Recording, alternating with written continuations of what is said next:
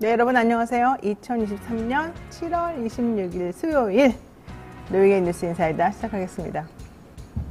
벌써 일주일의 중간 날이 됐습니다. 수요일 날 장마가 어느 정도 좀 지나간 것 같습니다. 많은 힘든 일이 있었지만 또 장마가 한번 지나가고 나니까 좀 마음이 편해지는 그런 느낌도 좀 있어요. 그렇지만 아직은 완전히 지나간 건 아니니까 또 좀 살펴봐야 될 것 같습니다. 자, 어쨌든 어제 여러 가지 굵직굵직한 소식들이 많이 있었는데요. 오늘 방송 좀 솔직하게 살펴보도록 하겠습니다. 이진아 기자와 함께하는 뉴스픽 코너에서 그 내용 한번 살펴볼 거고요. 또 대담한 대담 시간에는요, 최진봉 교수와 함께 그러한 소식들이 우리 사회에 어떻게 영향을 미칠 것인가 알아볼 겁니다. 또 마지막으로 배포의 촉 시간에는요, 사건, 사고 소식 두루두루 살펴보죠. 자, 본격적인 방송에 들어가기 앞서 머리 잠깐 식히고 들어갑니다. 오늘도 통통물과 함께하는 통통 시사 인싸 퀴즈 나갈 건데요. 퀴즈도 풀고 선물도 받고 시사 인싸가 되는 그런 시간이죠. 자, 준비되셨습니까? 정답을 아시는 분들 통통몰 회원 가입하신 후에 고객센터 문의하기에 퀴즈 정답 올려주시면 됩니다. 우선 정답을 알더라도 뭐 여기다 올린다고 이제 되지 않아요. 통통몰 회원에 가입하신 다음에 고객센터 문의하기에 퀴즈 정답을 올려주시면 됩니다. 11시까지 답을 남겨주신 분들 총 3분을 뽑아서 통통생활 상품을 드리는데 이게 아직까지 경쟁률이 세지 않아요. 사람들이 전부 다 우리 댓글창에다 올리면 되는 줄 알기 때문에 이 사람들이 착각하고 있을 때 딱 노려야 됩니다. 통통몰 회원 가입한 다음 고객센터 문의하기에 올리면 된다. 자, 답을 오늘 11시까지 남겨주시면 그중 3분을 뽑아서 통통생활용품 상품을 드린다. 특히 경쟁률이 저조할 때, 아직 사람들이 잘 모를 때 빨리 움직이시는 게 좋고요. 내 이름으로도 들어가고 아들, 딸, 부인 뭐 다 들어가십시오. 남편 이름, 뭐 여동생 이름 다 넣으십시오. 중복동 당첨은 안 되니까 식구들이라는 것만 속이고 시작 들어가면 됩니다. 자세한 거는요, 뉴스마트 유튜브 채널 커뮤니티에 참고하시면 되고요. 자, 질문입니다. 뉴스인사이다 수요일 코너 수 읽는 남자의 주인공, 누구죠? 최진봉 교수죠. 최 교수를 수식하는 말로 열받을수록 발음이 정확해지는 남자 모진봉, 이런 말이 있습니다. 자, 열받을수록 발음이 정확해지는 남자 모진봉. 여기서 모에 들어가는 말이 도대체 무엇일까요? 열받을수록 발음이 정확해지는 남자 모진봉. 당연히 최는 아니겠죠. 너무 문제가 좀 그런가? 자, 다시 수요일 코너 뉴스인사이다의 수요일 코너 수 읽는 남자의 주인공은 최진봉 교수입니다. 최 교수를 수식하는 말로 열받을수록 발음이 정확해지는 남자 최진봉이 있습니다. 자, 여기서 이 최진봉 교수를 우리가 뭐라고 부릅니다. 모진봉 이렇게 애칭으로 부르는데 여기서 이 모에 들어갈 말이 도대체 뭐냐? 1번 돈, 2번 지각, 3번 훈남, 4번 랩. 하나씩 대입을 시켜가지고 말을 해보면 될 것 같아요. 랩진봉, 훈남진봉, 지각진봉, 돈진봉. 이 중에서 가장 자연스럽게 뒤에 딱 들어오는 게 있겠죠? 자, 최 교수를 수식하는 말로 열받을수록 발음이 정확해지는 남자 랩진봉, 훈남진봉, 지각진봉, 돈진봉.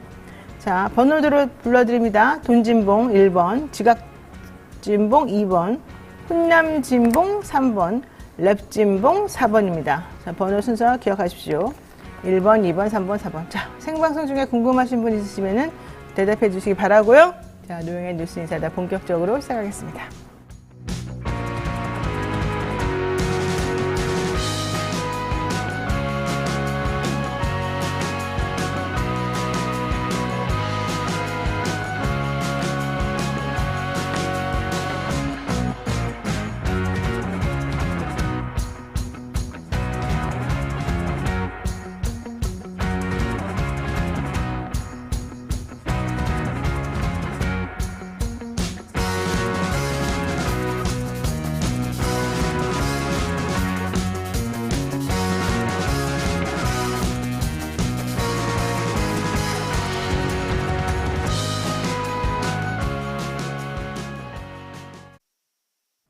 네, 바쁜 아침 이것만은 꼭 알아야 된다. 여러분들께 엄선해서 대신 정리해드리는 시간이죠.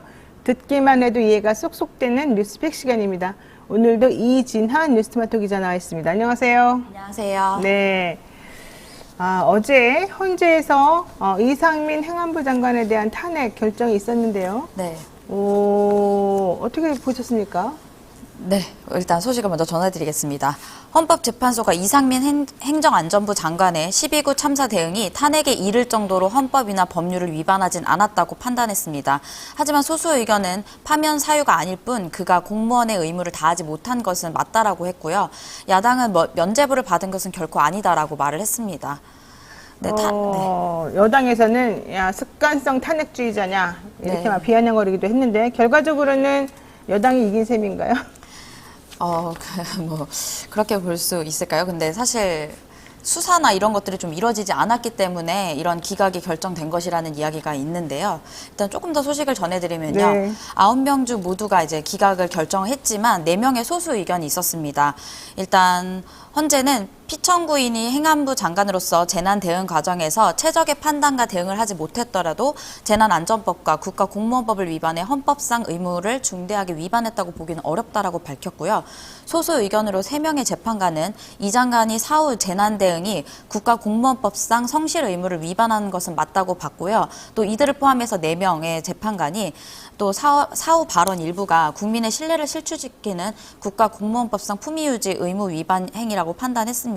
다만 이런 행위들이 이 장관을 탄핵할 정도는 아니라는 것에 동의해서 만장일치가 된 것입니다. 그러니까 9명의 헌재 재판관 전원이 네. 이건 탄핵 사유까지는 아니다 네. 이렇게 얘기했고 그 중에 4명은 탄핵 사유까지는 아니지만 잘못한 건 맞다 네. 이렇게 얘기했는데 탄핵 소치를 의결한 국회에서 내세운 이유는 이상민 장관은 우선 사전 재난 예방 조치를 제대로 하지 않았다. 그다음에 재난이 일어나고 난 다음에도 사후 대응 조치가 제대로 되지 않았다. 국가공무원법상 성실 품위 유지 의무를 위반했다. 이렇게 들었어요. 그랬더니 탄핵을 결정하는 이 재판관들도 여기에 대해서 의무 위반한 건 맞고 부적절한 것도 맞는데 그건 무능의 사유지 파면의 사유는 아니다. 이렇게 얘기했다는 겁니다. 헌재 피청구인이 행안부 장관으로서 재난 대응 과정에서 최적의 판단과 대응을 하지 못했더라도 재난안전법과 국가공무원법을 위반해서 헌법상 의무를 중대하게 위반했다고 보기 어렵다. 그러니까 즉 재난안전법과 국가공무원법을 위반한 건 맞는데 이게 헌법상 의무를 중대하게 위반한 건 아니다. 그러니까 파면에 이르기까지는 좀 부족하다. 이렇게 판단한 겁니다. 네. 다만 소수 의견 3명 재판관은 사후 재난 대응이 국가공무원법상의 성실 의무 위반한 건 맞다.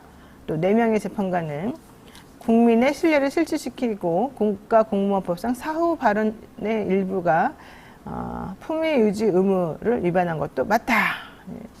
결과적으로는 제가 알기로는 이거 지금 민주당 주도로 이 탄핵 심판대에 올려놓고 네. 민주당 의원들이 그 다음에 놀았다는 것 같아요. 저는 그 부분은 잘 모르겠지만 확실히 어제 윤봉남 민변이 이제 유가족 대변하는 민변이 어제 라디오 방송에 나와서 수사가 제대로 이루어지지 않았고 밑에 하급 공무원들만 수사를 이루어졌고 이상민 장관에 대한 수사는 이루어지지 않았다고 그렇기 때문에 기각이 어쩌면 예고된 것이 아니냐라는 이야기를 했습니다. 또 이정민 유가족 협의회 대표 직무대행도 나와서 사법이 죽었다 뭐 이런 이야기도 했는데요. 일단 이 이후에 직후에 이제 이 장관은 참사 발생 269일 탄핵소추 의결로 직무가 정지된 지 167일 만에 직무를 복귀하면서 바로 이제 입장문을 냈습니다. 뭐라고 하던가요? 네, 이번 기각 결정을 계기로 12구 참사와 관련된 소모적인 정쟁을 멈추고 다시는 이러한 아픔을 겪지 않도록 우리 모두 힘을 모아야 한다며 무엇보다 이번 호우로 피해를 입으신 분들께 하루빨리 일상을 돌아갈 수 있도록 피해 복구에 최선을 다하겠다면서 이제 좀 참사 현장이 좀 심했던 수해 현장이 심했던 충남 청양군으로 이제 향했습니다. 그러니까 이게 내가 법 의무를 위반했느냐 아니냐 이걸 따지는 건 아니에요. 탄핵 결정 관련된 거는 그걸 제대로 했느냐 못했느냐 정치적으로 어떤 잘못을 했느냐 이런 걸 따지는 건데 사실은 사람들이 조금 오해하는 것 같아요. 그 의미를. 그래서 그 부분이 조금 안타깝고 이게 마치 면죄부를 주는 것처럼 사람들이 이걸 가지고 장난치고 언론 플레이하고 나는 이게 좀 잘못됐다고 보고요. 민주당 의원들도 탄핵 심판대에 올렸으면 그 후속 조치를 제대로 취해야 돼요. 근데 내가 알기로는 제대로 후속 조치를 취하지 않았어요. 이런 부분들이 사람을 2번 죽인다. 우리 대한민국에 사는 거는 매우 위험하다는 것도 한번 알게 만든 그런 사회인 것 같습니다. 자, 어쨌든 중요한 거는 밖에서는 이 결정이 난 이후에 밖에서는 유족과 보수단체가 충돌 직전까지 일이 벌어졌어요. 네. 서로 막 욕하고 또 물리적으로 충돌할 수 있는 그런 위험도 막 엄청나게 많이 나오고 그랬었죠. 네, 탄핵 기각 소식이 알려지자 이제 유가족들은 밖에서 기자회견을 하려고 기다렸었거든요. 당시에 이제 보수 매체의 회원들도 주변에 있었는데 이태원 참사는 북한 소행이다라고 이제 이런 얘기를 하면서 좀 화를 나게 했고요. 그래서 흥분한 유가족들이 이제 욕설을 하면서 달려 나갔고 물리적 충돌 직전까지 갔습니다. 경찰이 제지에 나섰지만 이 과정에서 최소 유가족 2명이 실신해서 긴급 출동한 구급차가 이들을 후송했습니다. 네, 그래서 유가족들은 탄핵 기각 후에 울분을 토했는데요. 상황을 정리하고 나서 열린 기자회견에서 이들은 사법은 죽었다, 헌재 결정은 면죄부라고 강하게 비판하면서 특별법 제정에 대한 강한 의지도 드러냈습니다. 그런데 사실 이제 이 정도가 되면 물론 탄핵 수치는 면했으니까 명예는 회복했다고 보고 네. 대신에 내가 좀 책임진다는 의미에서 나 스스로 물러나겠습니다. 이렇게 하는 것도 어느 정도는 필요했을 것 같은데 네. 그렇게는 안 하더라고요. 네. 사실 대통령실 이제 관계자의 어제 발언도 나왔는데요. 좀 야권을 좀 질타하는 말투로 이제 나왔습니다. 탄핵 소추제는 자유민주주의 헌법 질서를 수호하기 위한 것이라며 이 장관에 대한 탄핵 소추는 거야의 탄핵 소추권 남용이고 반헌법적인 행태, 국민의 준엄한 심판을 받게 될 것이라고 이제 주장했고요. 김기현 국민의힘 대표도 페이스북에 거대 야당이 오로지 당리당락을 위한 수단으로 국민적 참사를 정쟁의 도구로 삼는 악행에 대해 국민 앞에 석고대죄해야 된다, 이렇게 말을 했습니다. 네, 바람개비님께서는요, 보수단체가 유가족분들을 조롱하면서 지나가는 걸 보니 마음이 아팠습니다. 이런 얘기도 하셨고요. 진짜 보니까 보수단체 분들이 정의가 살아있다, 뭐 이러면서 다니는데, 그 모습을 보면서 가족을 거기서 잃은 그 분들의 마음이 얼마나 끔찍했을까, 이런 생각을 할 수밖에 없었습니다. 기자회견에서 유가족들은 사법은 죽었다, 헌재 결정은 면죄부다, 이렇게 강하게 비판을 하면서 특별법 제정을 촉구하기도 했었는데요. 대통령실에서는 탄핵소추는 자유민주주의 헌법질서를 수호하기 위한 것이다, 대통령실 관계자가 이렇게 얘기를 했는데, 이 장관에 대한 탄핵소추는 거야의 탄핵소추권 남용이다. 그러니까 앞으로 함부로 거야를 만들어주지 말아라, 이런 얘기도 좀 하기도 한 거죠. 헌재 결정이 면죄부는 아니다, 이런 얘기, 누구 말이 맞는지 국민들이 심판하겠습니다. 네. 어쨌든 이 장관을 비롯해서 윗대가리들은 전부 다 지금 보석으로 나오고 다 풀려나온 상황이고, 오히려 밑에서 일하는 사람들만 지금 다 처벌받았어요. 네. 어떻게 보십니까, 솔직히 이런 거? 또 이제 사실 다른 것도 다른 거지만요. 대통령실 관계자 이제 발언이 좀 그랬는데요. 금요일 날 나왔던 최은순 이제 대통령의 이제 장모죠. 그 최은순 씨에 대한 이야기는 이제 언급을 하지 않고 침묵으로 일관해놓고, 이번에 이제 이상민 장관에 대한 판결에 대해서는 한 목소리로 비난하는 것이 좀 불편했습니다. 기자님, 네. 꼬우면 출세하십시오.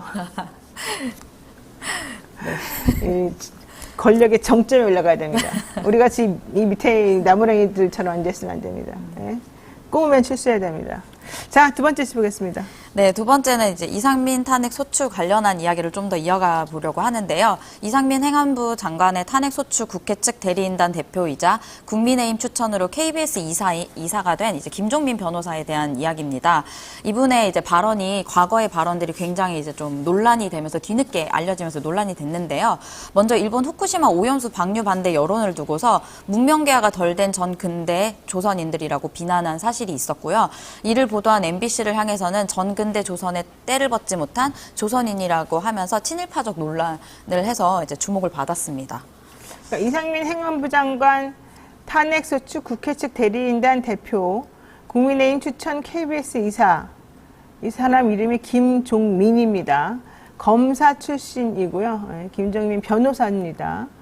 이 사람이 이상민 행안부 장관 측이에요, 말하자면. 그래서 탄핵소추가 부당하다라고 하는 주장을 계속 펼쳤던 사람이죠. 네. 이 사람이 이 전에 발언한 것들이 이제 이번에 헌법재판소 결정에서 이기면서 네. 계속해서 알려지고 있습니다. 이 사람이 뭐라고 말했냐? 일본 후쿠시마 오염수 방류를 반대하는 여론이 나오니까 우리를 보고 그 반대한 사람이 우리였잖아요. 또 우리 기자님들. 문명 개화가 덜 된 전근대 조선인들이다. 니네는 개돼지다. 옛날에 나향욱 씨가 말했던 그게 생각이 나죠. 네. 문명 개화가 덜 된 전근대 조선인들이다. 이게 바로 일본 놈들이 우리 1923년도에 우리 조선을 침략하면서 니네는 문명 개화가 덜 된 전근대적인 인간들이니 우리가 개화시켜주겠다. 내 발밑에 꿇어라. 나한테 고마워해라. 그때 오면서 얘기했던 논리랑 똑같은 겁니다. 문명 개화가 덜 된 전근대 조선인들 지금 똑같다. 100년이 지나도 니네는 똑같다. 이 얘기입니다. 그리고 후쿠시마 오염수 방류 관련해서 이걸 보도한 MBC에 대해서 전근대 조선의 때를 벗지 못한 조선인이다. MBC. 니네는 뭐뭐뭐다. 이 친일파적 발언을 계속 이어오고 있는 거죠. 네. 이 사람 왜 이런 사람입니까? 네. 왜 이럽니까 도대체? 그건 잘 모르겠지만 이분은 검사 출신이고요. 광주지법 순천지청장을 지낸 김 변호사인데요. 이제 아까 말씀하셨던 것처럼 국민의힘 추천으로 이제 이상민 행안부 장관의 탄핵 심판에서 국회 측 법률 대리인장을 맡고 있는 건데 김도읍 의원이 이제 지금 국회에서는 법사위의 간사를 맡고 있죠. 그래서 이분의 추천을 받고서 이제 법률 대리인 단장이 된 것인데요. 이분의 또 논란의 발언들을 조금 더 자세히 살펴보면요. 지난 5일에 자신의 페이스북에 후쿠시마 핵 처리수라고 이제 표현하면서 헛소동을 보면서 대한민국은 여전히 조선의 때를 벗지 못한 전근대 후진국임을 실감한다. 벤츠 타고 에르메스 걸치고 세계 인류 호텔 돌아다니며 호의호식해봐야 정신적 전근대성에 벗어나지 못하며 문명개화가 덜 된 남조선일 뿐이라고 이렇게 말했습니다. 또 그러면서 이제 IAEA의 과학적 검증 결과를 깡통 검증이라고 이제 못 믿겠다는 사람들에게 이제 뭐 그런 당신이 한국인인가 조선인인가 이런 것을 되묻기도 했습니다. 네, 또 그분이 일본 사람 아니에요? 자, 25일 자신의 발언을 뒤늦게 MBC에서 보도를 하니까 이 MBC 뉴스를 링크를 하면서 MBC 기자가 너무 취재를 부실하게 한다 막 지적질을 했죠.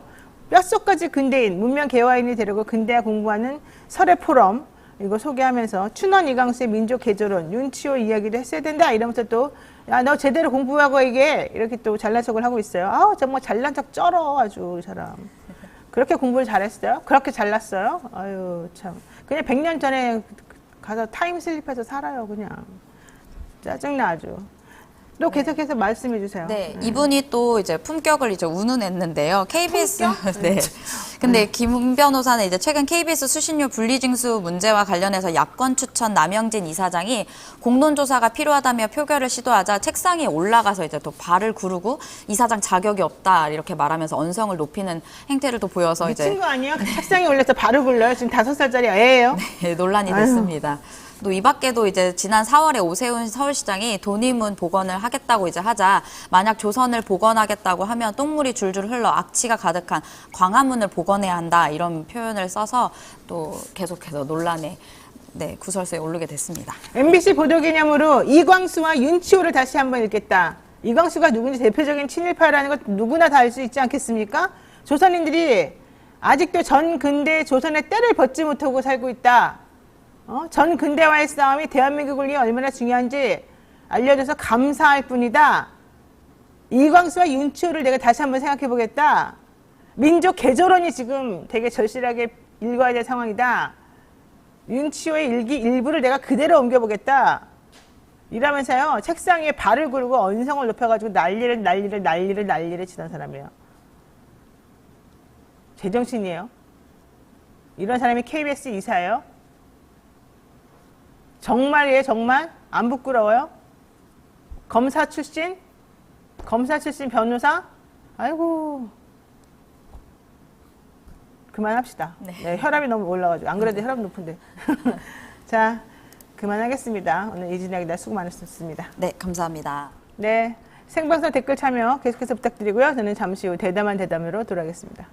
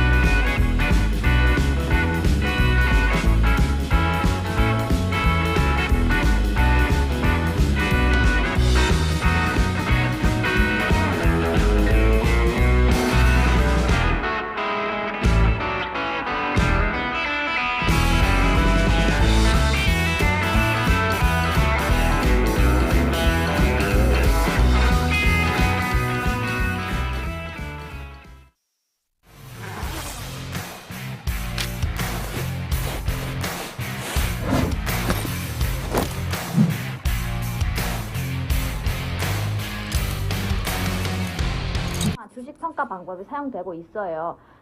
다 들어봤죠, 이거? 이건 기본이잖아. 이거 모르는 사람 있어? 자, PAR. PAR 뭐야? 남은 거. 그치. 그게 주당 시장.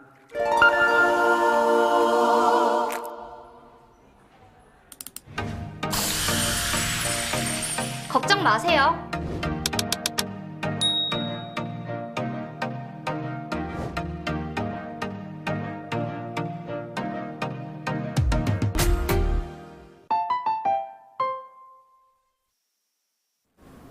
요즘에 김은희 작가가 쓰고 있는 드라마 중에 악귀라고 하는 드라마가 있어요. 김태리 씨가 열어나고 있는데, 김태리 얼마나 예쁩니까? 연기도 잘하고. 그분 뒤에 막 머리가 뻗쳐 있는 정말 귀신이 붙어 있어요. 달라붙어 있어요. 악귀. 착한 귀신이 아니라 악귀예요, 악귀. 온갖 욕망과 이런 것들이 막 이렇게 어우러져 있는. 얼굴만 보고 몰라. 악귀가 있어요, 악귀. 겉으로 봐서 너무 예쁘고 착하고 좋은 말만 하고, 그런데 욕망의 화신이고 비뚤어져 있고 거짓말만 하고 사람을 괴롭히고 죽이고 나쁜 악귀가 너무 많아. 내 눈에 안 보이는 악귀가 너무 많아. 그래서 내가 요즘 관찰하고 있어요. 저 사람, 저 예쁜 얼굴, 저 착해 보이는, 저 잘생겨 보이는 저 얼굴 뒤에 누가 붙어 있나? 악귀가 누군가? 혹시 저 사람일까? 이렇게 쳐다보고 있어요. 그럴 리 없는 랩진봉 최진봉께서 모시겠습니다. 안녕하십니까? 안녕하십니까? 네, 목사님 안녕하세요. 네. 아니 이 악기 같은 건 저한테 붙을 수가 없어요. 왜요? 목사한테 진짜 성격 제가 안 좋잖아요. 그거하고 상관없다니까요. 상관없어요? 영적으로 올 수가 없어요. 무서워서. 그래요? 전 목사님도 그래요? 아니지 거기는. 거기는 왜 안 그래요? 거기는 아니에요. 왜요? 내가 볼 때 제대로 잘 안 하는 것 같아. 제가 이렇게 귀신 같은 거 있으면 제가 쫓아내드리겠습니다. 그래요? 알았어요. 언제 오세요? 알았어요. 예. 내가 보기엔 본인도 썩 뭔 믿음스럽진 않은데 소리예요? 믿음이 안 가서 그래요. 죽어보세요. 그 좀 전에 말한 KBS 그 이사 아, 그분은 어때요? 김종민. 자격이 있습니까? 어디다 대고, 아니, 문명 어쩌고 하면서 자기가 신발 신고 책상에 올라가요? 그게 문명이에요? 이름이 뭐라고요? 김종민. 그 김종민. 가수 이름하고도 비슷해. 그러니까 김종민 변호사. 그러니까 이게 여당, 지금 국민의힘이나 그전에도 마찬가지예요. 그 추천한 분들을 보면 자질이 없어, 자질이. 근데 무슨 KBS 이사라고, 그분이 방송에 뭐 알아요? 그리고 그런 태도를 보인 사람을 방송국 이사로 앉혀놓고 거수기 역할을 하게 하는 거 아니겠습니까? 그 나쁜 말은 혼자 다 알아 그러고. 아, 그러겠죠. 그런 행동을 하는 사람이 어디 있어요? 아니, 아무리 자기가 마음에 안 든다 해서 책상에 올라가서 구두를 신고 그렇게 막 소리 지르고 이러면 되겠습니까? 아니, 그 5살짜리들이 유치원에서 하는 때 행동 아니에요? 뗐을 때? 진짜 수준이 아주 그냥, 아유, 정말 더 이상 말 안 하겠습니다. 수준이 아주 그냥. 아유, 세상에.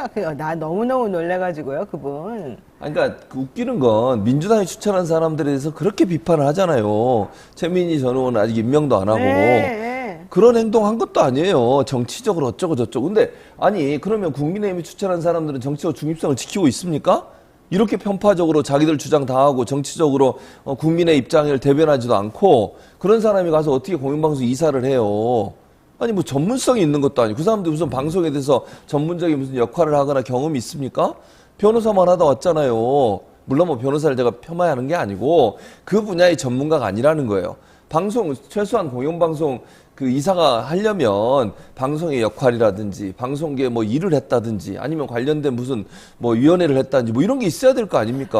아, 문제는 그게 아니에요. 이 사람이 뭐라고 하냐면요. 전 근대 조선의 때를 벗지 못하고 있는 조선인들이 얼마나 많은지 전 근대와의 싸움이 대한민국을 위해 얼마나 중요한지 이딴 말을 했어요. 즉 전 근대 조선인이 타도 대상이고 무시해야 될 대상이고 때를 벗겨내야 될 대상이라고 생각한다는 거예요. 자기의 조상인 전 근대 조선인을 이건 완벽하게 일본인의 시선에서 바라본 잘못된 프레임을 씌워가지고 조상을 욕하는 인간들이 맨날 하는 말이잖아요. 어떻게 이딴 인간이 그러니까 기본적으로 역사관과 세계관이나 뭐 우리 대한민국에 대한 어떤 인식 자체도 잘못됐어요. 그 완전 일본의 시각으로 똘똘 그렇지. 뭉쳤다니까요. 그러니까 원래 그런 생각을 갖고 있는 사람들이 사실은 이번 정부에 많이 들어가 있는 거잖아요. 너무 많아, 지금. 식민사관 한마디로 얘기하면. 게다가 백선엽의 친일 된 걸 다 지워준다 그러고 그렇지. 아무 이유도 없이. 그래. 그리고 또 예를 들면 지금처럼 이렇게 일본이 우리나라를 침략해가지고 근대화를 이루어졌다 이런 주장을 해요. 그리고 고마워한다고. 고마워한다고. 그러니까 수준 자체가 너무 떨어졌어.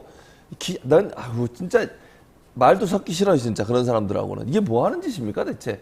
아니 우리나라가 일본보다 훨씬 더 저는 우월하다고 생각하는데 우리 국민들은 다 그렇게 자부심을 갖고 있고 경제도 사실 우리가 지금 일본을 추월해 가고 있는 상황이에요. 그런 상황인데 일본이 우리를 근대화시켜주고 일본이 우리를 이끌어가고 우리는 일본에 대해서 고마움을 표시해야 되고 이런 생각과 사상을 갖고 있는 사람은 어떻게 방송국 이사를 안 치고 또 웃기는 건 이번에 그 탄핵 심판의 법률 단장인가 그러잖아요. 이거 뭐 하는 행동입니까? 이러니까 탄핵 심판이 그런 경우가 나오지. 자, 이상민 장관 탄핵 기각 관련 얘기를 한번 해보겠습니다. 헌법재판소가 만장일치로 이상민 행안부 장관에 대한 탄핵 심판을 기각했습니다. 여기서 중요한 건 만장일치로라고 하는 건데요. 그러자마자 이상민 장관 바로 직무에 복귀를 했고요. 탄핵을 추진했던 야당은 동력을 잃게 되었습니다. 자, 이번 탄핵 결과 어떻게 설명할 수 있습니까? 그러니까 일단 법률적 부분에 좋아요. 뭐 헌재 재판관들이 법률적 부분에 있어서는 왜냐면 명시적으로 법률에 그 장관이 어떤 일을 해야 된다. 이런 일이 있을 때 탄핵할 수 있다. 이렇게까지 명시를 안 해놓잖아요. 근데 장관이라는 자리가 과연 법률적 문제로만 다 해결될 수 있는 자리인가요? 정부적 판단 안 해요? 윤리적 책임은 없어요? 그리고 관리 감독의 책임은 없냐고요. 법에 물론 장관이 아주 세세하게 이런 일이 있을 때 이렇게 해야 돼 이렇게까지 적어놓을 수는 없는 거잖아요. 그러니까 법률적 판단에서 그렇게 나올 수는 있다고 봐요. 뭐 거기까지 100번 양보해 볼게요. 그렇다고 해서 그럼 이상민 장관이 여기서부터 모든 면접을 받는 거예요? 그건 아니라고 생각해요. 아니 국민들이 보거나 아니면 유가족들이 볼 때 이상민 장관이 책임이 없다고 누가 생각하겠어요? 아니 그 모든 일에 지금 제가 어떤 유가족이 울면서 그런 얘기를 하더라고. 이 정부의 사람들은 왜 그렇게 당당하냐? 뭐가 그렇게 당당하냐는 거야. 책임지는 게 뭐가 있어 대체? 사과 한마디 한 적 있습니까? 아니면 어느 누가 고위직 공무원이 책임진 적 있어요? 밑에 있는 경찰관이나 소방관들이나 괴롭히고 그 사람들이나 처벌받고. 아니 지금도 보면 이상민 장관 이것뿐만 아니라 서울경찰청장인가?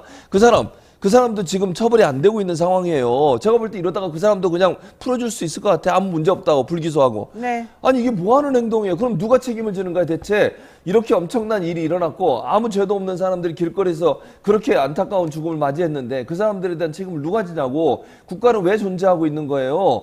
아니 국가의 존재 이유와 목적이 뭐고 장관은 무슨 일을 하는 사람이야? 아니 최소한이요. 이거 민주당이 이거 추진했다고 비판하는 사람들이 있는데 제가 물어볼게요. 민주당이 원래 해임 건의안 먼저 냈어요. 그랬습니까? 안 그랬습니까? 네. 대통령이 최소한 이런 문제가 있으면 주무장관 정도는 해임하는 게 일반적이에요. 네, 맞습니다. 그게 정상적인 거 아닙니까? 국민들의 의사고. 그럼 해임 건의안 냈으면 그걸 무시하고 그냥 자기 맘대로 장관 해임도 안 시키고 무시해버리잖아요. 그러면 국회가 할 수 있는 일이 뭐예요? 어쩔 수 없이 탄핵해야 되는 거지. 네. 방법이 이거밖에 없는 거잖아요. 이것도 안 하고 있어요, 국회가? 아니 국민들의 민의를 전달하는 것이 국회 아닙니까? 네. 국민들이 요구하고 있고 유가족들이 요구하고 있다고 하면 그걸 받들어서 할 수 있는 모든 일을 하는 게 국회가 하는 일이에요. 누가 역풍을 맞는다고요? 제가 볼 때 국민의힘이 역풍 맞아요. 이상민 장관처럼 이렇게 웃으면서 좋아하고 있을 때가 아니에요. 자기 스스로 물러나야 돼. 지금 이 정도 됐으면 그 자리 지키면서 무슨 영화를 얻겠다고. 근데 무슨 민주당이 후폭풍을 맞아요? 그럼 안 하는 게 칭찬받는 일입니까? 국회가 할 수 있는 일이 있는데 그것까지도 안 해요? 네.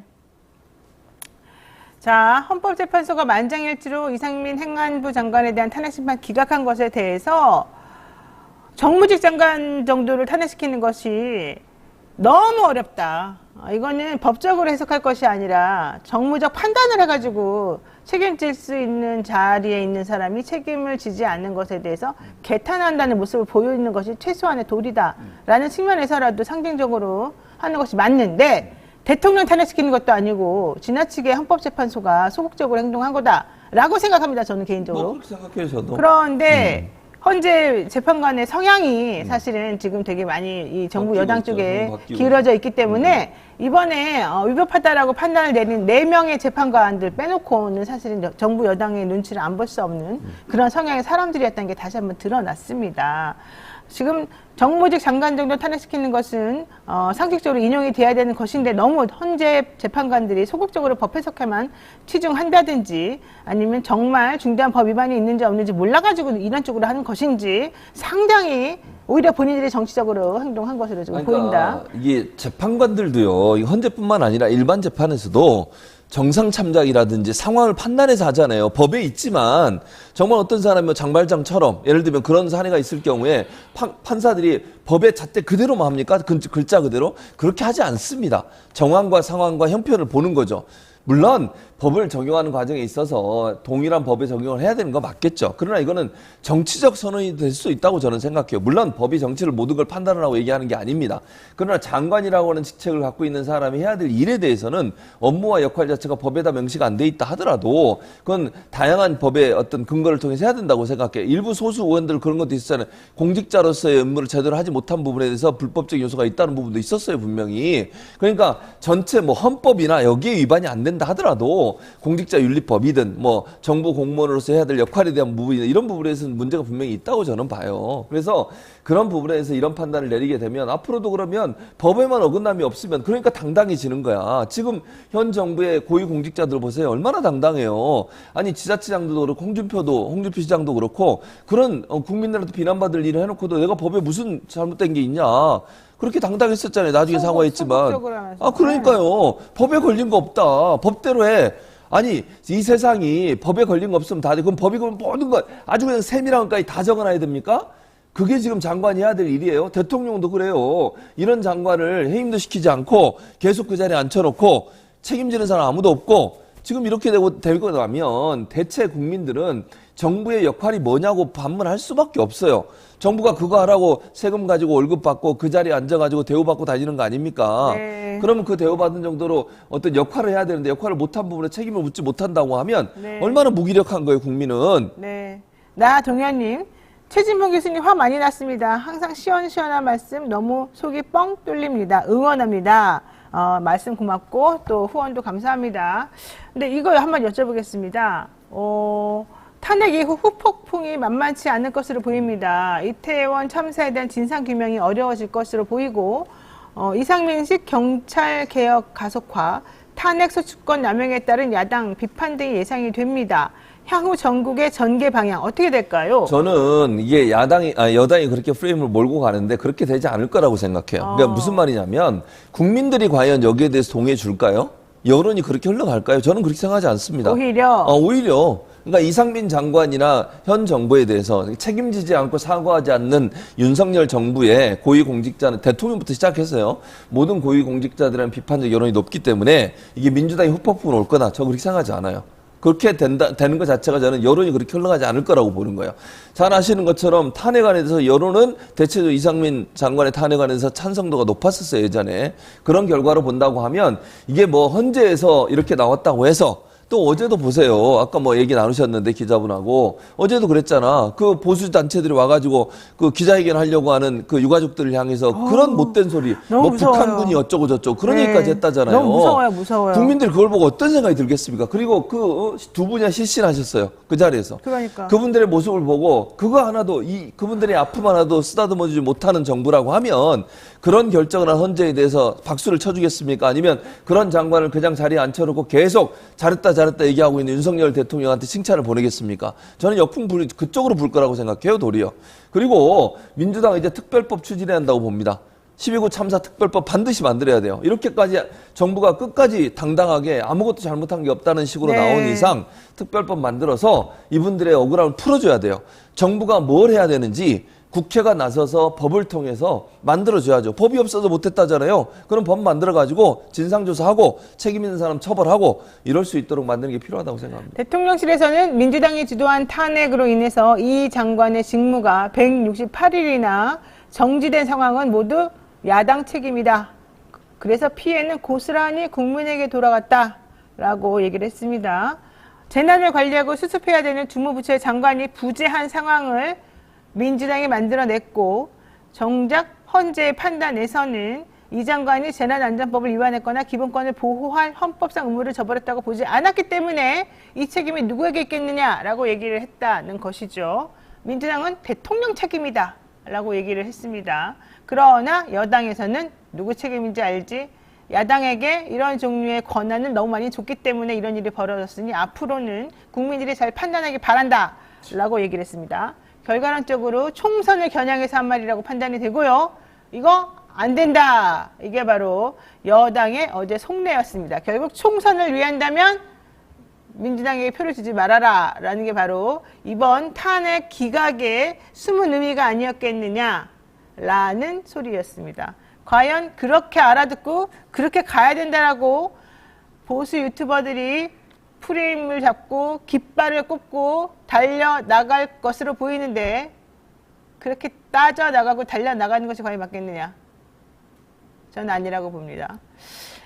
9개월이 지났는데 아무도 책임지지 않는 이태원 참사 159명의 희생자, 이번에 또 오송 참사 누가 책임지겠습니까? 헌재마저 이렇게 결정 내리게 된다면 국회의원은 뭐 아무리 노력해봤자 소용없다는 거, 또 국회의원도 탄핵에만 올려놓고 나면 난 나몰라라 해도 상관없다는 거 아니라는 게 이제 드러났고, 더 중요한 건 정부 그냥 대강 서 있기만 해도 내지는 나중에 뭐 하는 신용만 해도 면제부를 준다는 거, 이런 식의 결론이 나면 안 된다는 거, 결국 그거밖에 없어요. 그러면 안 돼요. 대한민국이 무슨 정말 후진 나라도 아니고 그러면 안 돼. 이제 방법은 하나밖에 없어요. 우리가 제대로 된 리더를 뽑아가지고 제대로 된 행동할 수밖에 없다. 이거를 난 다시 한번 어제 느꼈어요. 그래서 이제부터가 시작이다 라고 생각할 수밖에 없고요.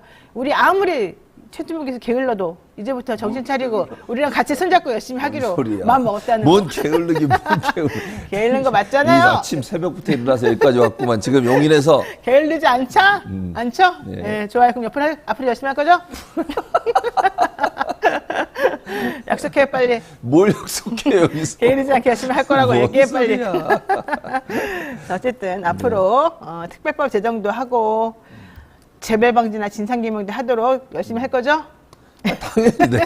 제가 할 수 있는 일을 열심히 할 겁니다. 알겠습니다. 네. 자, 이 얘기도 하겠습니다. 백재건 교수가 방문한 거니까 괜찮다. 천공은 아니지만 백재건이가 왔다. 이게 바로 이번에 관저 이전과 관련된 이 사건의 진상이다라고 밝혔습니다. 이거 맞습니까? 아니, 뭐 하는지, 죄송합니다. 뭐 하는 행동입니까? 이게 지금, 뭐가 다른데, 지금? 좋아요. 100번 양보해서 백재곤 씨가 왔다고 칩시다. 이견이 있는 것 같아요. 부승찬 전 대변인은 딴 얘기 하시더라고. 두 사람이 다 왔을 수도 이런 얘기까지 하시던데, 어쨌든, 백재곤 그 사람이 왔다고 칩시다. 뭐가 달라지는데? 나 아는 사람이. 누가요?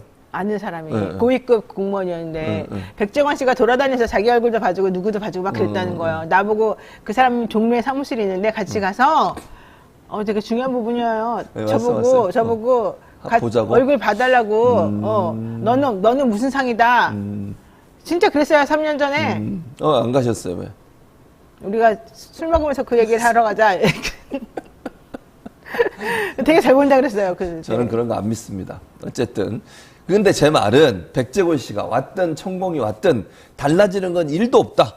아니, 민간인이잖아. 민간인이 왜 가는데 거기를. 그리고요, 민간인은 군사보호시설에 들어가려면 반드시 인가를 받아야 돼요. 기록도 남기고요.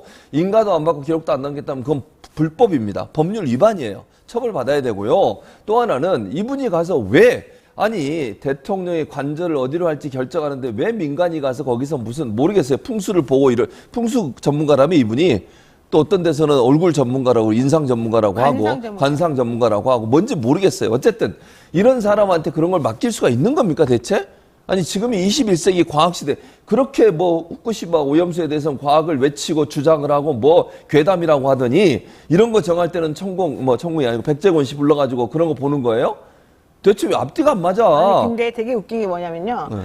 이번에 이 경찰에서는 이 사람이 갔다 왔다고 결론 내린 거잖아요. 그렇죠. KBS 보도도 나왔고. 2022년 6월 달에는 이 사람이 스스로 말로 나는 거기에 관여한 적이 없다 그랬어요. 오마이TV 인터뷰죠. 오마이TV 인터뷰에서. 나는 이 관저 이전에 관여한 적이 없다 그랬어요. 근데 이번에 경찰에서 나온 보도에 의하면 관여한 거잖아. 거기도 찾아갔고. 누구 말이 맞는 거예요? 그러니까 근데 애매한 거 뭔지 아세요? 거짓말이야? 그러니까 잘 들어봐. 요 얘기하고 나서요. 네. 그 뒤에 백재곤 씨가 다른 의견을 낸 적이 없어요. 가타부타. 그럼 뭐야? 기다 아니다 이런 얘기를 안 했다니까. 무슨 뜻이야? 그러니까 이게 애매한 거야. 그러니까 이거 이제 그러면 또 대체된 거야? 거짓말이 또 만들어진 거야? 잘 모르겠어요. 지금 여기서 내가 단정적으로 얘기할 수 있겠어요? 단정적으로 얘기할 수 없는데 추측을 해볼게요. 추측은 가능한 거 아니요? 자, 노영희 변호사. 네. 추측은 가능한 거죠? 몰라요. 내 의견. 몰라요. 뭘 몰라요? 의견. 제 그냥 의혹. 그냥 묵시적으로 뭐 예를 들면 이럴 수 있잖아. 네. 뭐 백재권 선생으로 하면 어떨까? 누가? 모르지 그건 그 내가 말하는 사람이 누군데? 몰라요. 내가 어떻게 알아 그럼 그거를? 나는 누군데 지금? 어? 이 상황에서 나는 누구예요? 노영이. 그러니까 노영에게 누가 말하고 있어요 지금? 아니 그러니까 어쨌든 그래 쓸 수 있다는 거지. 김용환이 얘기하고 있어요 나에게? 아니 뭔 김. 천공이 얘기하고 있어요? 아니 이거 뭐 어쨌든 사실관계 확인이 안 돼서 제가 말을 못 하겠는데 그래서 뭐 그분은 그냥 아이씨 그래 그냥 뭐 이름 뭐 써라 뭐 이 정도 하지 않았을까는 생각이 든다는 거예요. 그러니까 이건 제 상상의 나래예요. 뭐 사실은 몰라요 제가 어떤 일이 일어났는지. 그래서 갑자기 나타난 것이다? 그랬을 수 있다. 왜냐면 계속 논란이 된 게 천공이 왔다 갔다 이런 얘기잖아요. 네, 그동안 이렇게 있었는데. 근데 뭔가 그래도 결말이 나와야 될 거 아니야. 그것도 아무도 안 갔다 왔다고 얘기할 수도 없고. 근데 만약에 백재원 씨가 갔다 오면 두 가지 점에서 큰 문제가 발생해요. 첫째는요. 그러면 참모총장한테 보고가 된 게 부승찬 전 대변인의 말에 따르면 참모총장이 얘기했다는 거잖아요. 전 참모총장이. 네. 그럼 참모총장한테 보고하는 과정에서 허위 보고가 된 거잖아. 사람을 잘못 본 거잖아요. 근데 네. 수염만 보고 그랬다는데요. 두 사람의 모습을 보면 완전히 달라요. 수염 빼고는. 그러니까 수염도 그리고 모양도 틀려. 모양도 달라요. 그리고 그 체구도 그렇고 그다음에 이분은 항상 머리도 단정하게 깎고 다니시는 것 같아요. 근데 천공은 다니시면 머리를 길게 하잖아요. 그리고 도포 같은 거 입고 다니잖아. 네. 근데 이분은 그냥 일반 옷을 입으세요.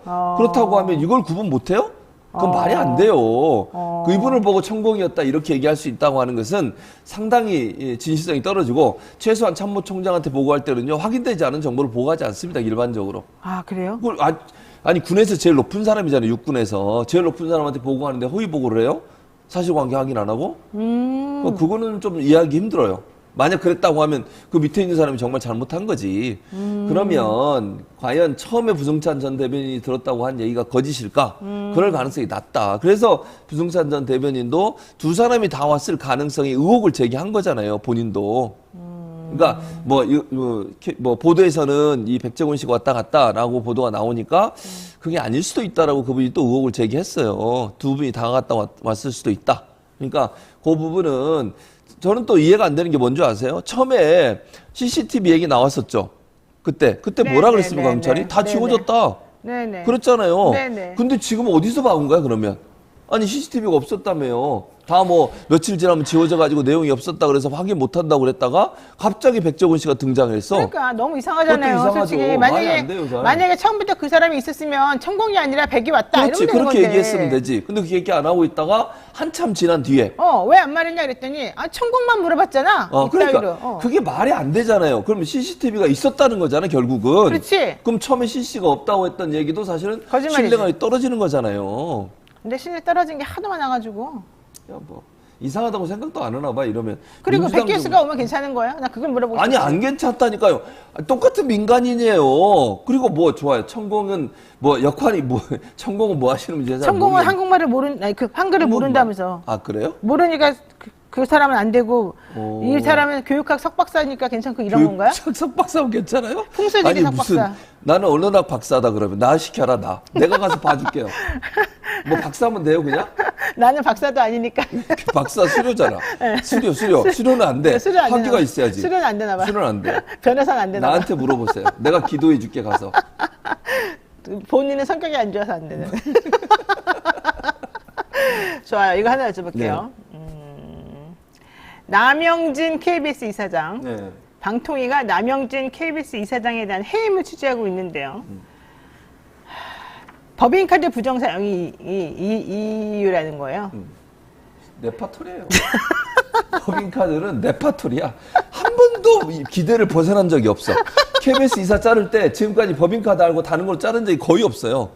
다 법인카드야. 무조건 털어요, 법인카드. 그러니까 법인카드 주면 절대 쓰지 말아야 되겠다. 그거 쓰면 안 돼. 자기 돈으로 써야 그치. 되겠다. 쓰면 안 돼. 아유. 쓰는 순간 털려요. 진짜 나쁘다. 그러니까 일부러 주는 거야. 이사들한테 주거든요. 걸리라고? KBS 이사들한테 제가 알기로 지금은 금액이 예전에 제가 알고 있을 때 100만 원씩이야 한 달에. 근데 이사장은 좀 더 쓸 수 있겠지. 그러니까 법인카드 주고 그거 이제 걸릴 때 그거 이제 문제를 삼으려면 그걸 터는 거야. 뭘 사고. 그러니까 영농 법인에서 확인되지 않는 물품을 수백만 원어치 샀다 이게 핵심인데. 근데 확인됐다잖아요. 그게 꼭 가면 그러니까 직원들 선물 명절 선물 샀다는 예, 거였대요. 예. 직원들을 위해서. 또 회식비. 그것도 이제 회식비도 이사회 끝나고. 아니 그러면 직원들은 저 이사장으로부터 명절 때 꽃감 받은 거 자기가 그 돈으로 받은 거 뻔히 알면서 이걸 고발했다는 거야? 그러니까 왜냐하면 노조가 여러 개가 있어요. KBS 아시잖아요. KBS 노조. 약간 보수적 성향의 노조가 이걸 이제 문제를 삼은 거예요. 네. 그러니까 국민권익위에 감사해달라고 청구를 했고 권익위에 이제 제보하면서 했던 내용이 바로 이 내용이에요. 근데 이런 걸 가지고 시비를 걸어요, 항상. 그러니까 뭐 다 이사장 말은 뭐 무슨 말이냐면 다 공개된 얘기다, 이거는 이미. 이게 무슨 숨겨놓은 것도 아니고 원래 법인카드 다 보고하게 돼 있잖아요. 네, 여기서 뭘 그렇죠. 썼다라고 네, 하는 거를 네, 네. 이유도 다 적고. 사용 내역 다 나오잖아요. 그러니까요. 그런데 그거 다 공개된 내용을 마치 숨겨놓은 걸 들춰낸 것처럼 얘기하는 거. 그러니까 예전에 이명박 정부 들어서 가지고 그 이사들 쫓아낼 때도 법인카드로 털었거든요. 그리고 한 사람은 이제 대학 교수였는데 그분은 뭐라고 얘기하냐면 출장 신고 안 하고 서울 왔다고. 그분이 부산에 있는 대학 교수였어요. 이사가. 당시에. 그러니까 정현주 사장을 쫓아내려고 하는데 해임시키려고 하는데 이사회가 구조가 옛날 구조였어요. 지금처럼. 그러니까 이사 둘을 잘라야 돼. 그래야만 숫자가 바뀌잖아. 6대5로. 7대4에서 6대5가 되는 거잖아요. 그렇게 만들기 위해서 이사 2명을 쫓아내고 한 명은 법인카드로 쫓아내고 또 한 명은 부산의 대학의 교수인데 수업 없는 날에 이사회 하러 올라왔어. 네. 그랬더니 그거 보고 안 하고 왔다고 학교에. 학교에? 그래 잘렸어요. 물론 어디 잘려? 학교를? 학교에서 잘렸지. 그러니까 그걸 빌미해가지고 수업 한 번 안 했다고? 그러니까 수업을 안 한 것도 아니야. 수업 없는 날 왔는데 출장 보고를 안 하고 갔다고. 그렇다고 학교 잘려? 교수가 무슨 출장 뭐 직원이에요? 아침 아니, 출근 도장 찍어야 돼? 자기 수업 할 거 하면 어디 가는 건 자기 자유 아니에요? 자유예요. 근데 그걸 문제를 삼는 거야. 그러니까 뭐든지 빌미를 잡으려고 한 거예요. 물론 나중에 그분이 뭐 법원에 제소를 해가지고 다 무죄 나와가지고 복직도 했어요, 다시. 잘렸다가. 근데 그 전에 이미 KBS 이사는 잘린 거지. 그 다른 사람 집어넣어가지고 정윤주 사장을 해임시켜버린 거예요. 그러니까 지금도 똑같은 상황이에요. 왜냐하면 한 명 지금 그 이사 한 명이 잘렸어요, 이미. 그 사람이 왜 그러냐면 네. 그 광주대 교수인데 이분이 그 지난번 TV조선 재승인 과정에 심사위원장했거든요. 그때 뭐 기소가 됐어. 그 재판이 아직 끝나진 않았어요. 네. 근데 그걸 빌미로 대통령이 잘라버렸어요. 그러니까 한 명은 이미 날라갔고 네. 한 명을 더 바꿔야 돼. 왜냐면 6대5를 만들어야 7대4에서. 그래서 이사장을 쫓아내려고 하는 거예요.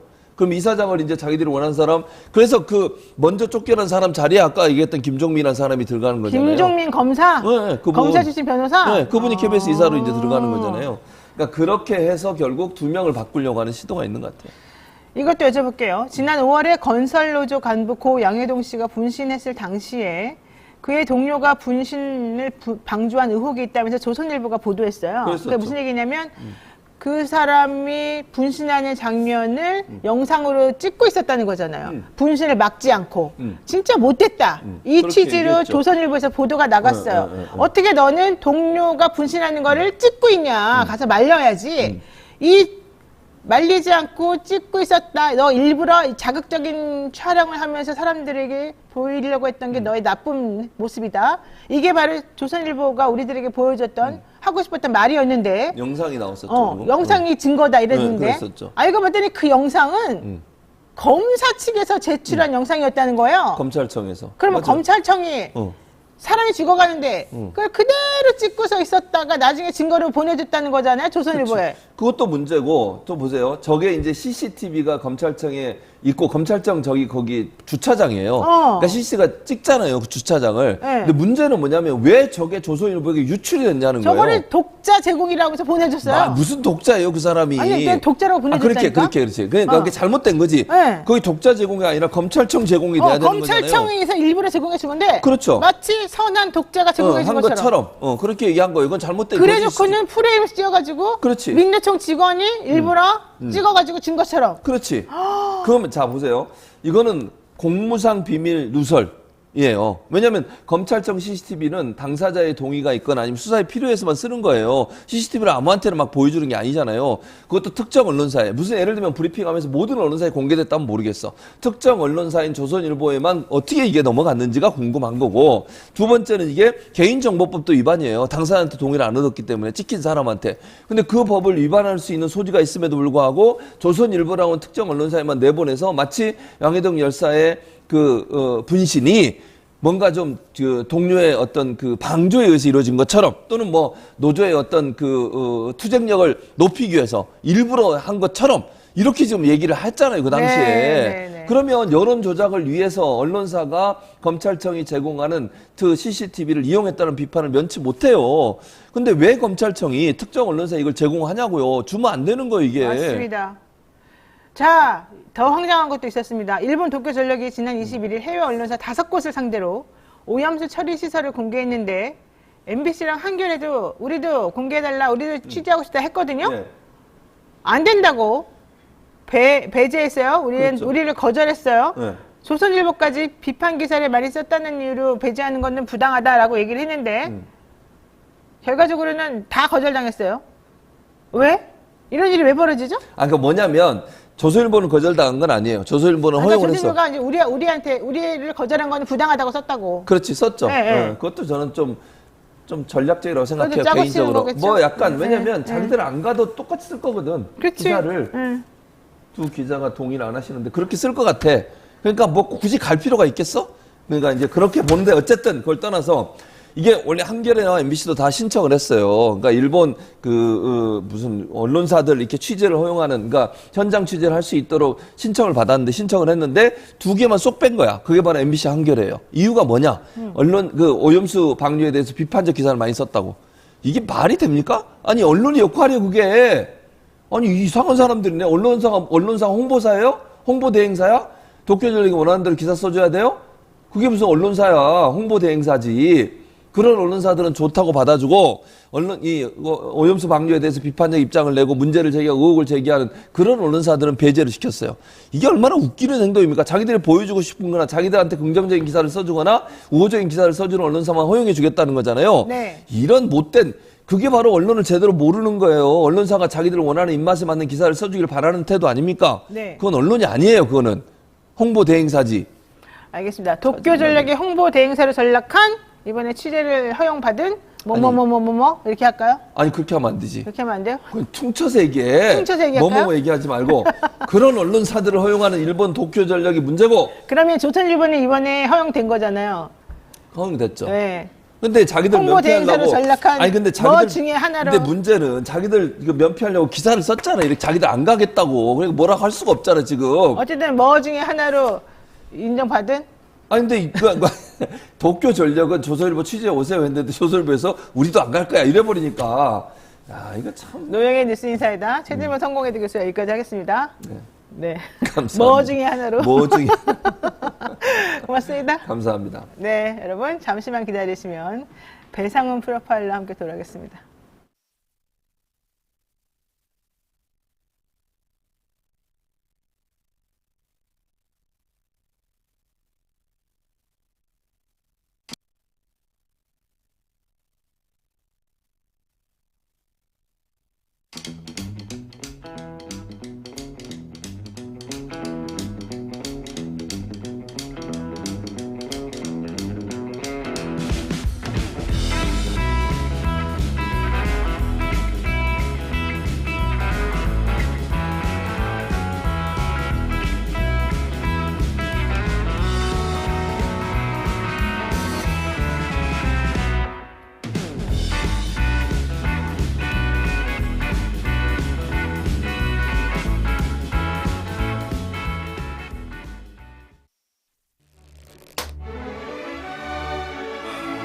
오늘따라 집중이 잘 안 된 것 같아. 모름지기 공부는 깨끗한 책상에서 해야 잘 되는 거.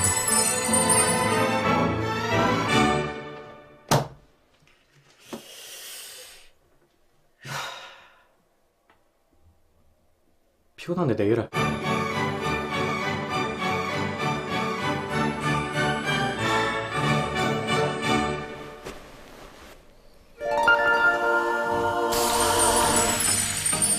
걱정 마세요.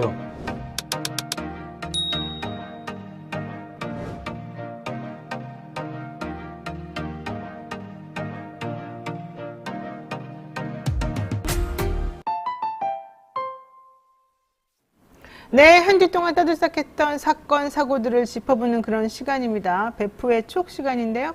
오늘도 척하면 촉이 온다는 육감적인 배상훈 프로파일러 모시겠습니다. 어서 오십시오. 안녕하세요. 저는 요즘에 한 최근 3, 4년 동안에 뭐 하나 제대로 되는 일이 없고 항상 우리가 어떤 일이 있으려면은 최악의 경우와 최상의 경우를 생각하지 않습니까? 네, 이제 보통 충격을 좀 완화하기 위해서 최악의 경우를 먼저 생각해 놨다가 최상의 결과를 기대하기 마련인데 보통은 최악의 경우를 기대하면서도 좀 좋은 일이 벌어지겠거니 생각한단 말이죠. 근데 최악의 경우를 기대하는데 꼭 최악의 경우가 생기는 거예요. 그런 경험을 몇 년 내내 하다 보니까 너무 힘들어요. 근데 어떻습니까? 우리 소장님께서는 요즘 그런 일이 벌어지나요? 뭐 인생에 낙관파가 비관파가 있다고 하는데 비관파가 더 행복 지수가 높다고 하죠. 그렇죠. 아주 안 좋은 거 생각했다가 그나마 조금이라도 그렇죠. 나은 거, 예. 결과가 오면. 네. 보통 그래서 이제 약간 비관적인 조금 그런 인생이 더 행복하다고 하는데 저도 사실은 약간 좀 비관파에 속하는데 사실 근데 나이가 좀 들면서는 그렇게 좋은 일이 별로 많지가 않아요. 그래서 그런 면에서는 인생관을 조금 바꿔보는 것도 괜찮다는 생각도 해봅니다. 저는 인생관을 바꿔가지고 진짜 안 좋은 거 생각했는데 정말 안 좋은 게 나온다니까요. 그러니까요. 그럼 어떻게 해야 돼 그럴 때? 지금이 바닥인 줄 알았는데 네, 지하실이 바닥에 있는 생기는 거예요. 그런. 네, 네. 그럼 조금 더 밑에 있는 지하 2층을 생각해 보셔야죠. 참, 뭐, 끝도 없네. 근데 또 부침이란 게 있지 않습니까? 또 부침이란 부침이 있는 건 내려가고 올라가고 있어야 그렇죠, 되는데 예. 계속 내려만 간다니까 지금 이게. 또 올라가실 때가 있을 거예요. 그래요? 네. 나 죽은 다음에? 아이고, 왜 죽은 거 생각해요? 아니 언제 올라가는지를 내가 몰라가지고. 예. 아니, 저 할 수 없어요. 전 보러 갑시다. 올라가실 거예요. 할 수 없다. 백재관 씨한테 물어보러 갑시다. 예. 아휴, 자, 본격적인 이야기에 들어가기 전에 이거부터 물어보겠습니다. 모든 분에게 제가 물어보고 있어요. 이상민 행안부 장관 탄핵 헌재 전원일치로 기각이 됐습니다. 헌재에서는 이상민 장관이 부적절하기도 했는데 헌법상 의무를 위반한 건 아니다. 근데 탄핵이라고 하는 게 반드시 헌법상 의무를 위반해야만 탄핵이 되는 겁니까? 정치적으로는 판단하지 않습니까? 헌법재판소 자체가 정치적인 네, 판단도 정치적 판단하는 포함하는 기준인데. 거죠. 이게 그럼 일반 법원으로 가지 왜 그럼? 그러니까요. 그러니까 네, 헌재라고 법원 하는 가죠. 것은 형사적인 거 하겠지. 그렇죠. 우리가 왜 헌재로 가요? 예. 국민의 일반적인 상식을 대변해야 되는데 네. 안타깝고 아까 그 모두에 말씀하신 것처럼 앞부분에 말씀하신 것처럼 기소하는 쪽, 청구하는 쪽에서 좀 최선을 다한 것이 아니지 않느냐 그런 생각도 좀 해보고 그럴 경우 어떻게 될 것인가 이런 생각도 좀 해봤습니다. 네. 자, 뭐 하나만한 소리를 다 들었어. 하나만한 소리죠. 잘 들었고요. 신림동 흉기 난동 사건 얘기를 한번 해보겠습니다. 본격적으로. 지난 21일에 서울 관악구 신림동 번화가에서 한 30대 남성이 묻지마 흉기 난동을 벌였습니다. 20대 남성을 살해하고 3명에게 중상을 입혔는데 결국 그 20대 남성 이제 죽었습니다. 피고인이 되겠죠. 이제 구속이 됐는데 대낮에 번화가에서 이 신림역 근처 끔찍한 사건이 벌어져서 시민들이 모두 다 무서워요 하고 있는 중인데 이 일이 도대체 왜 일어난 겁니까? 뭐 한 3가지 정도 이유가 있겠죠. 첫 번째는 소년 누범의 재범 관리가 실패했다. 그건 이제 구조적인 문제도 있을 수 있는 거고, 이제 개인적인 문제에서는 이런 형태의 정신적인 스트레스 있는 사람들의 관리가 실패했다. 2가지. 그 다음에 공간 방어. 말하자면은 구조적 치안에 문제가 생겼다. 3가지 측면에서 다 실패한 부분인 거고, 관악구 신림동이라고 하는 것은 이제 최근 뜨는 상당히 위험 공간이죠. 왜냐하면은 그 근처에서도 이제 뭐 침입 범죄 그것도 있었고 바로 거기입니다. 왜냐하면 예전에는 사실은 산 위에 있는 판자촌이라고 하는 그런 공간이 사실은 취약 공간이었는데 지금 재개발을 산부터 내려오게 합니다. 그러면 지금의 잘 보시면 아시겠지만 사당부터 서울대 입구 쭉 넘어가는 신대방까지의 그게 낮은 계곡 같은 형태가 돼갖고 중간에 애매한 형태의 슬럼가가 형성이 됩니다. 거기가 사실은 위험한 공간이라는 건 취약 공간이라고는 알고 있는데 그걸 이제 경찰도 알고 있고 행안부도 알고 있고 법무부도 알고 있는데 왜 대처를 하지 않았을까라고 하는 질문이 들어가야 되는데 그 질문을 하지 않더라고요. 그래서 한 3가지 정도의 이유 때문에 발생한 겁니다. 제가 그 신림 구동에서 사법시험 공부를 이제 처음 시작을 했어요. 예. 그래서 한 3년 정도 이제 그 동네에서 했는데, 고시촌이라는 데죠. 예, 거기가 고시촌인데 거기서 공부를 하고 바람 쐬러 몇 달에 한 번씩 내려오는 곳이 신림 사거리역이에요. 그쵸. 신림역 사거리. 천 따라서 나오셨겠죠. 예, 거기를 우리가 줄여서 신사리라고 불러요. 그렇죠. 신사리. 예. 그게 바로 이번에 이제 문제가 터진 이 거기하고 난곡 그 사이입니다. 예, 신사리라고 불러요. 그러니까 신림역 근처 여기를. 근데 거기는 되게 번화가였었어요, 옛날에. 집창촌이 뒤에 있죠. 집창촌이 예, 있어요. 거기 집창촌이 그거는 잘 있었죠. 모르겠고 어쨌든 거기는 이렇게 뭐 나이트도 있고 노래방도 있고 술집도 예, 예. 있고 많이 이제 그런데 거기만 나와도 사실은 상당히 그 다른 동네하고 많이 다르게 번화가예요. 네, 그렇죠. 근데 이제 이 남성 같은 경우에도 거기에 사람들이 유동인구가 많고 네. 많이 행복해 보이더라. 사람들이 지나다니면서 그렇게 주장을 하더라고요. 그래서 네. 나는 불행한데 얘네들은 행복한 꼴을 못 보겠다. 그리고 사람 되게 많이 지나다니더라. 이제 이러면서 남들도 불행하게 살고 만들고 싶었다. 뭐 이제 이런 얘기를 하고 왜 그렇게 사냐? 할머니가 뭐라 그래가지고 나도 화가 나서 이 사람들을 괴롭히고 싶었다. 뭐 이제 이런 얘기를 지금 했던 걸로 보여요. 예. 그러면서 왜 젊었을 때 이 성장 과정을 보니까 뭐 누차 소년 보호 처분을 받으면서 많이 힘들게 살았던 걸 자꾸 예. 핑계를 대는 거거든요. 말하자면. 그렇다면 어렸을 때부터 이 억눌려 왔던 여러 가지 불행한 상황들이 이 사람을 이번에 이렇게 터지게 만들었을까요? 그래서 아까 말씀드린 것처럼 개인적인 것과 구조적인 걸 같이 봐야 되는데 그 소년 누범의 어떤 특성 자체를 구분해 볼 때 부산 돌려차기남 같은 경우는 강력범죄로 갔습니다. 강간상의 살인 미수로. 근데 지금 이 조씨 같은 경우는 누범의 상태가 중간에서 좀 아래쪽으로 가게 됩니다. 그러면은 네. 이게 진화가 좀 늦는 형태가 되면은 이 경우가 이제 말하자면 급격한 폭력범죄자가 되거나 이런 형태 두 가지 형태가 되는 형태가 가장 큰 형태가 돼 갖고 제일 힘든 건 이런 겁니다.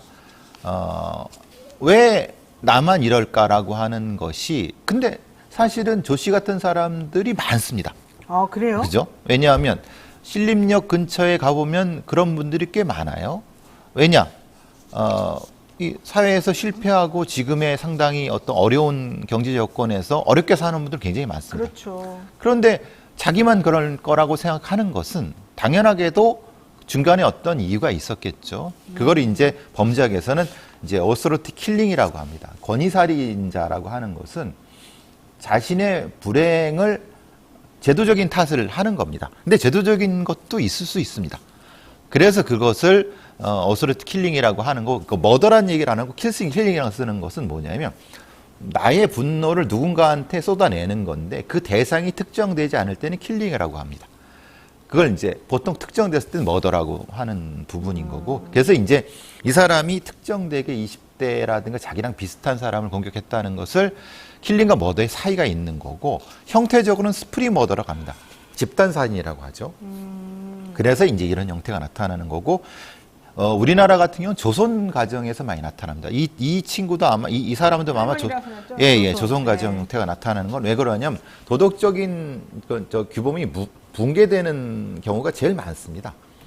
왜냐 미국에서도 연쇄살인범이나 집단살인범의 가장 그 빈도가 높은 거는 도덕적인 일탈, 그러니까 부모가 버린 그런 경우가 제일 많습니다. 근데 생각해보면 부모는 버려도 할머니가 자기를 키워주고 할아버지가 키워주는데 근데 응석바지를 키우죠. 할머니 할아버지는 연로하신 분인데 나를 키우느라고 얼마나 고생을 하세요. 그러면 고마워서라도 특히 1차적으로 부모가 키워줘야 되는데 힘들게 할머니 할아버지가 키워주면 더 고마워야 되는 거 아니에요? 근데 잘 보시면 아시겠지만 정의정 사례에서 보는 것처럼 정의정? 고마워합니까?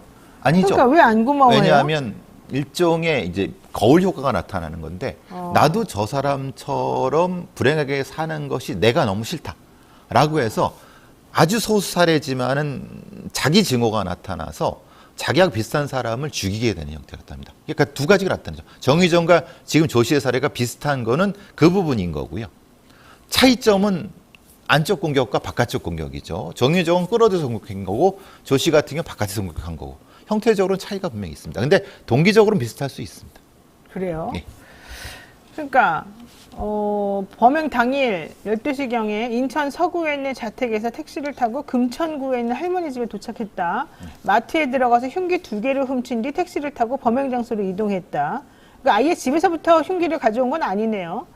이후 지하철 신림역 4번 출구 인근에서 택시를 내리면서 택시 요금을 안 내고 흉기 1개를 두고 내렸다. 이거는 왜 그런 거예요? 그러니까 그 흉기 1개를 두고 내린 것이 네. 어떤 의미가 있는 건지 아니면은 보기가 생각했을 때 우리가 흉기를 2개를 들고 가면 어떤 손으로 들고 가겠습니까? 생각해보면. 양손으로 들고 가겠죠. 그렇죠. 근데 이제 숨길 방법이 없습니다. 그래서 보통, 이 하나만 소지하는 경우, 이제 외로운 늑대들이 보통 집에서 나올 때는 여러 총기를 다 징여지고 나오는데, 그러다가 이제 총기 1-2개만 선택하고, 공격에 들어갑니다. 그 아니, 특성 자체가 그렇습니다. 흉기 2개를 이 사람도 돈 내고 산 것도 아니고 훔쳐. 훔쳐갖고 이제 선택을 하는 거죠. 어떤 게 제일 둘 중에 하나를. 그렇게 하는 거죠. 아니 이 사람 되게 이상한 게 택시를 타놓고는 흉기 2개를 그러니까 내려서 마트에 들어가서 흉기는 또 훔쳐요. 그리고 난 다음에 또 택시를 타고는 돈을 또 안 냈죠. 택시값도 안 내. 네. 그리고 또 흉기는 하나 놔둬. 그럼 네. 그 흉기로 택시값을 줬다 이렇게 스스로 생각하는 걸까요? 아니죠. 그건 아니죠. 그것도 아니에요? 그럼 돈 낼 생각도 없고 어. 흉기 1-2개가 의미가 없는 것은 자기가 가장 편한 방식으로 공격을 선택할 때 하나가 제일 선택된 거죠. 아니 그리고는 할머니로부터 왜 그렇게 사냐는 말을 듣고는 화가 나서 범행을 저질렀다. 그건 순전히 본인 얘기입니다. 그러니까 이런 어서러티 킬링의 범죄자들은 다 자신을 자극한 거에 대해 다 탓을 합니다. 할머니 탓이라는 거예요. 할머니. 예. 근데 할머니는 나 그런 적 없고 애는 예. 착하다 또 이랬다는데. 그렇죠. 이거는 이제 그것도 할머니 말이죠. 문제될 거 없다고 하는 건 할머니의 생각이신 거고 사실은 얘는 굉장히 문제대가 굉장히 많은 행동을 하는 거죠. 자기 기준으로는 문제 행동이 없다는 겁니다. 왜냐하면 당연히 보호해야 되지 않습니까? 자기 손자니까. 그다음 이 범인이 반성한다 이렇게 얘기했다는데 진정한 반성입니까? 2가지가 있죠. 반성합니까? 반성합니다. 바로 나오면은 그것은 의미 없는 반성인데 반성합니까? 예, 반성합니다라고 하는 거는 이 머릿속에서 이 조작이 나타나는 거죠. 감정적인 조작이 나타나는 이 범인 조 씨 같은 경우는 그런 지금 상태가 나타나는 거야. 감정적 조작이 감정적 조작이라는 것은 내가 지금 이것을 반성한다고 해야 될까 반성하지 않는다고 해야 될까 반성했던 것이 나타나죠. 정유정 같은 경우는 어떻습니까?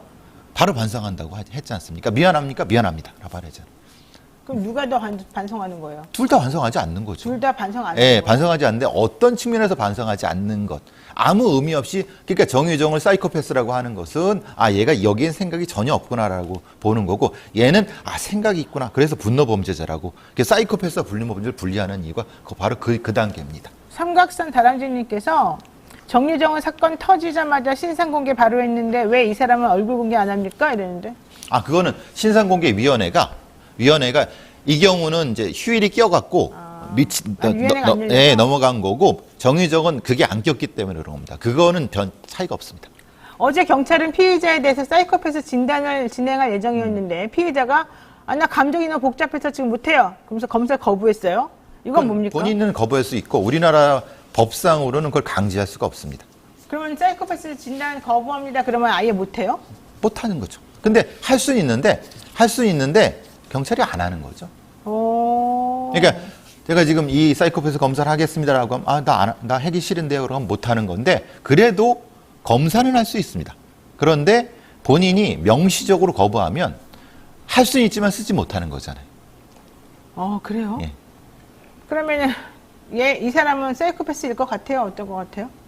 처음에 이게 묘한 장면이 한동훈 장관이 그 현장에 가서 사이코패스 관리에 대한 엉뚱한 얘기를 해버렸어요. 그래갖고 우리나라의 최고 전문가, 사이코패스 전문가는 동국대 조은경 교수가 함부로 그런 소리 하면 안 된다라고 바로 이틀 뒤에 반박이 나왔거든요. 유감이라고 막 그러지 않았어요? 그러니까 말하자면은 한동훈 장관은 행정가지 분석가가 아니에요.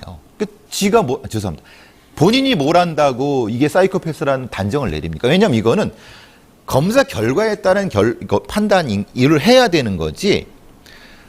문제는 왜 사이코패스라는 판단을 먼저 해버렸냐면 이건 본인 책임이 들어올 수 있어요. 왜냐하면 이건 재범관리의 문제는 재범관리는 그렇죠. 보호관찰소라든가 범죄예방국은 본인 소속이거든요. 그러니까 그건 해서는 안 될 얘기를 본인이 한 거고 근데 그래서 이제 왜 사이코패스로 몰아가느냐라고 그래서 전문가들도 좀 분리를 하죠. 저는 사실 사이코패스라고 생각하지 않습니다. 이 그런데 사람은 뭐 이수영 교수님이나 다른 분들은 사이코패스일 수 있다고 생각하는데 반사회적 인격장애, 반사회성은 있다고 봅니다. 근데 사이코패스라는 판단은 너무 속단하는 거죠. 검사를 한 다음에 얘기해도 늦지 않습니다. 근데 그렇죠. 사이코패스라는 얘기를 먼저 하는 것은 이 모든 범죄의 책임을 개인한테 돌리는 거, 그리고 개인이 또한 아까 제가 세 가지 말씀드린 것처럼 분명히 공감방어라는 걸 했을 경찰이라든가 검찰의, 그러니까 법무부의 책임을 뒤로 돌리는 것. 그 다음에 지금 있는 정신보건센터라든가 아니면은 재범관리에 대한 법무부 책임을 뒤로 돌리는 효과가 나타날 수 있습니다. 그래서 사이코패스란 말을 함부로 하면 안 됩니다. 한 장관님, 세게 들으세요. 우리 배상훈 소장님의 얘기를. 자, 두 번째 이슈 보겠습니다. 서희초 교사 사망 사건이 있었는데요. 이 교사가 극단적 선택을 했습니다. 근데 보니까 초창기에는 되게 의욕적으로 열심히 하려고 했던 것 같아요.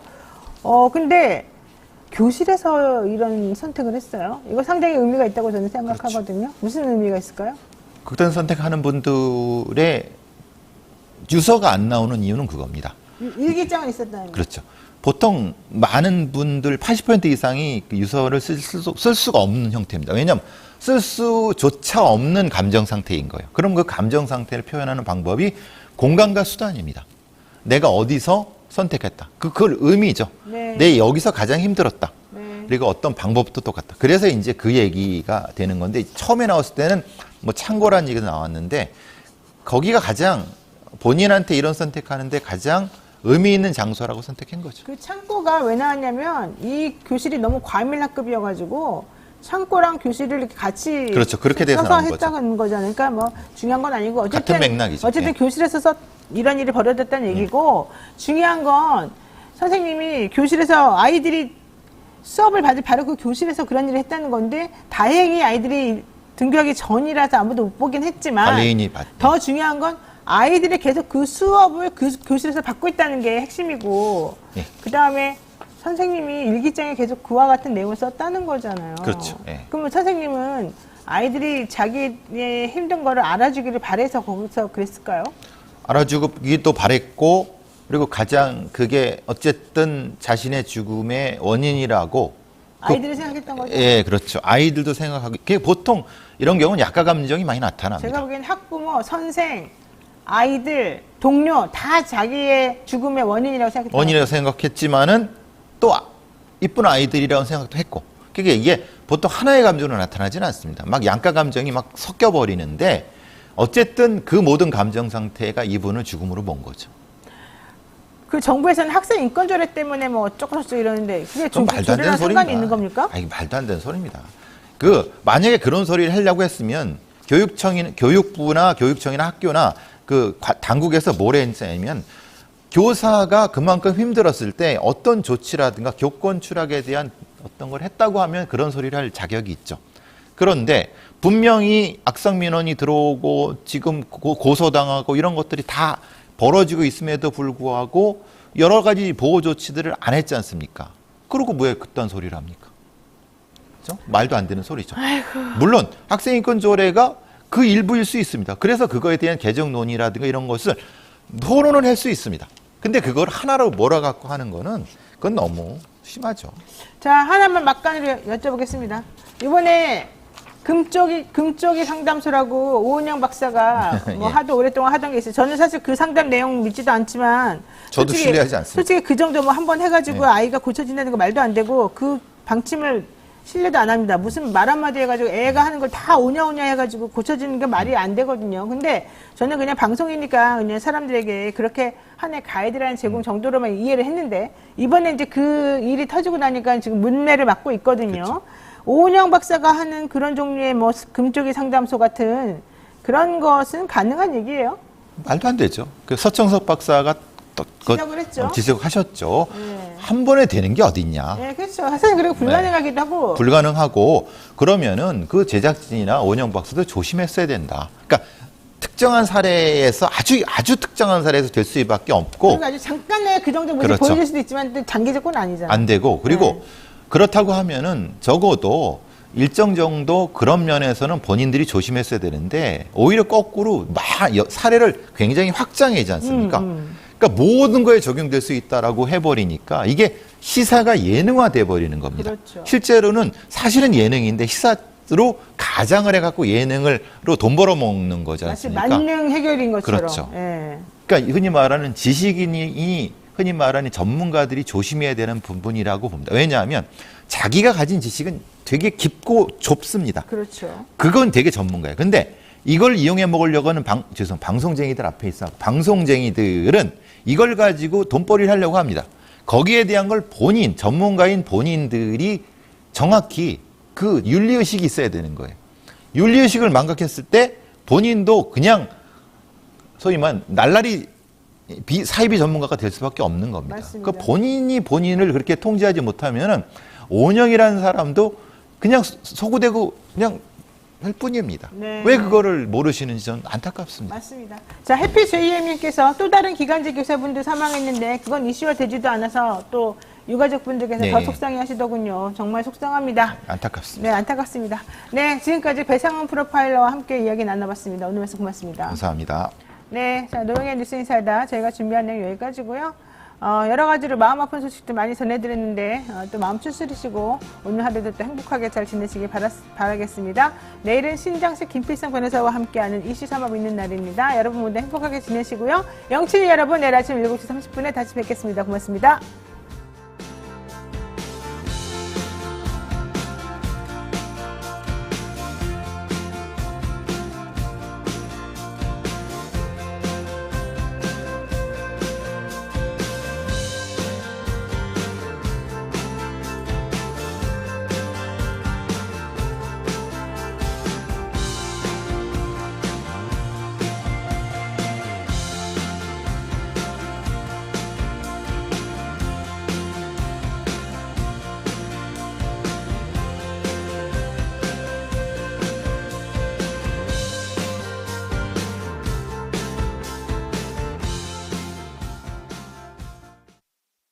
투자의 모든 것 증권통.